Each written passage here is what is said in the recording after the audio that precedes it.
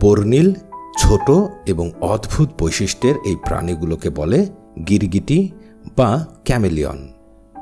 এই অদ্ভুত বৈশিষ্ট্যের ভেতর রয়েছে এদের চোখ। এরা একই সাথে দুটি ভিন্ন দিকে তাকাতে পারে। তাছাড়া এদের রয়েছে এমন এক ধরনের জিভ যা ওরা একেবারে নিখুঁতভাবে শিকারের দিকে নিক্ষেপ করতে পারে। এদের পাগুলো অদ্ভুত। 4টি আঙ্গুলের ভেতর 2টি সামনে এবং 2টি পেছনে এভাবে যুক্ত অবস্থায় থাকে, যা ওদের একটি শক্তিশালী গ্রিপ দেয়, অর্থাৎ শাখা প্রশাখাকে শক্ত করে আঁকড়ে ধরতে পারে। এদেরকে বহুরূপীও বলা হয়, কারণ এরা প্রয়োজনে চামড়ার রং পরিবর্তন করতে পারে। জলের নিচে অক্টোপাস ঠিক একইভাবে পরিবেশের সাথে নিজেদের রং পরিবর্তন করে থাকে। ক্যামেলিয়নরাও ঠিক এই অক্টোপাসের মতোই নিজেদের চামড়ার রং ইচ্ছা মতো পরিবর্তন করতে পারে। অক্টোপাস এবং ক্যামেলিয়নদের চামড়ার রং পরিবর্তনের বিষয়টি আসলে এক নয়। এই ভিডিওটি দেখুন।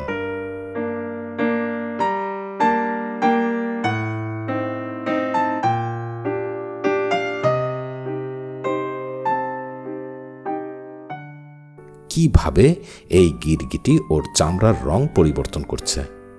ভিডিওটি 20 মিলিয়ন প্লাস ভিউ হয়েছে, কিন্তু এই গিরগিটির রং পরিবর্তনের বিষয়টি সম্পূর্ণ ফেক বা মিথ্যা। গিরগিটি আসলে কখনোই এভাবে চামড়ার রং পরিবর্তন করতে পারে না। তারপরও কি পরিমাণ ভিউ পেয়েছে ভিডিওটি। যাই হোক, এদের রং পরিবর্তনের বিষয়টা আসলে এরকম।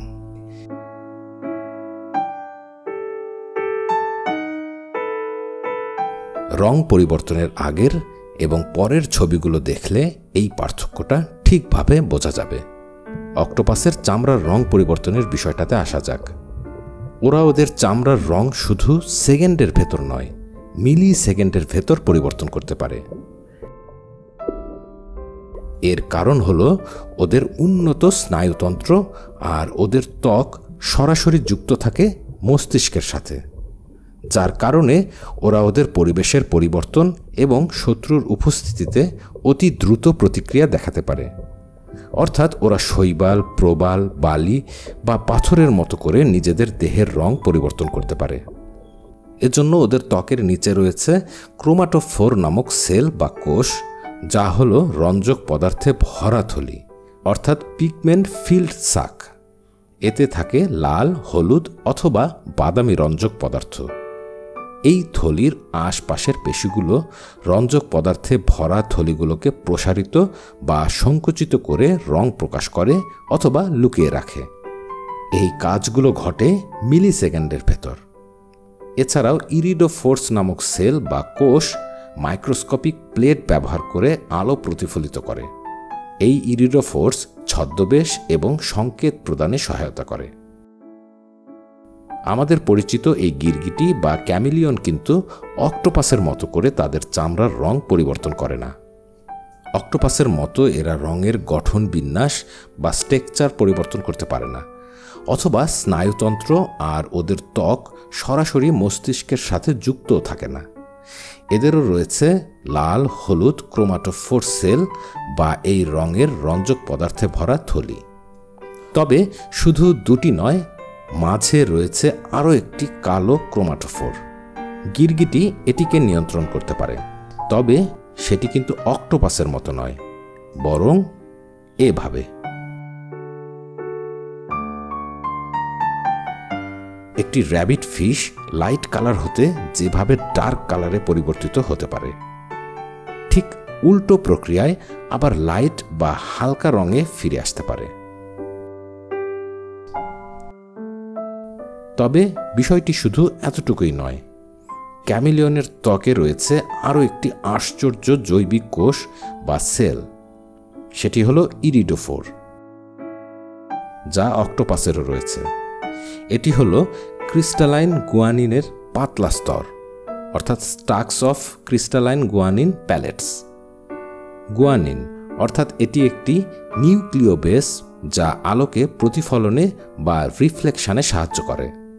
এক কথায় ক্রিস্টালের মাইক্রোস্কোপিক ফোঁটা, যাদেরকে প্রসারিত এবং সংকুচিত করার মাধ্যমে এরা বিভিন্ন ধরনের আলোর বর্ণালী প্রতিফলিত করতে পারে। আসলে এগুলোর প্রসারণ এবং সংকোচন বিভিন্ন তরঙ্গ দৈর্ঘ্যের আলোর সাথে ইন্টারফেয়ার করে, যার ফলে নীল, সবুজ, এমনকি সাদা রঙও প্রতিফলিত হয়। তবে প্রশ্ন হলো, এরা কেন নিজেদের রং পরিবর্তন করে? অন্যান্য প্রাণী যেমন অক্টোপাস রং পরিবর্তন করে প্রধানত নিজেদের লুকানোর জন্য, তো ক্যামিলিয়নরাও ওদের রং পরিবর্তন করে নিজেদের লুকানোর জন্য। আসলে বিষয়টা ঠিক পুরোপুরি সঠিক নয়। আপনি খেয়াল করলে দেখবেন, এরা যখন স্বাভাবিক রং হতে ভিন্ন রঙে পরিবর্তিত হয়ে যায়, তখন সেটি হয় আরও উজ্জ্বল ও রঙিন, যা ওদের শত্রুকে বিভ্রান্ত তো করেই না, বরং ওরা আরও উন্মুক্ত হয়ে পড়ে শত্রুর কাছে। আসলে ওদের এ ধরনের রং পরিবর্তনের মূল কারণ হল ওদের মানসিক অবস্থার পরিবর্তন, অর্থাৎ মুড অথবা ইমোশনের পরিবর্তন। ওরা যখন রেগে যায় বা ভয় পায় অথবা মিলনের সময় এভাবে রং পরিবর্তন করে। আরেকটা বিষয় হলো, ঠান্ডা হতে বাঁচবার জন্য ওরা হালকা রং হতে গাঢ় রঙে পরিবর্তিত হয় অধিক তাপ শোষণ করবার জন্য, আর বিপরীত কাজটা করে গরম হতে রক্ষা পাবার জন্য। এছাড়াও এই রং পরিবর্তন ওদের একটি যোগাযোগের মাধ্যম হিসাবেও বিবেচিত হয়। বিষয়টা হলো, আমাদের জানা বিষয়গুলো যে সবসময় সঠিক হবে তেমনটি নয়, তবে জানার ইচ্ছা থাকলে বিষয়গুলোর সঠিক তথ্য ঠিকই আমরা উদ্ঘাটন করতে পারব, আর মিথ্যা ও অপপ্রচার হতেও বাঁচতে পারব। শুধু প্রয়োজন সাহস ও সদিচ্ছার। আচ্ছা, এমনই একটি বিষয় জড়িয়ে রয়েছে পাখিদের গানে।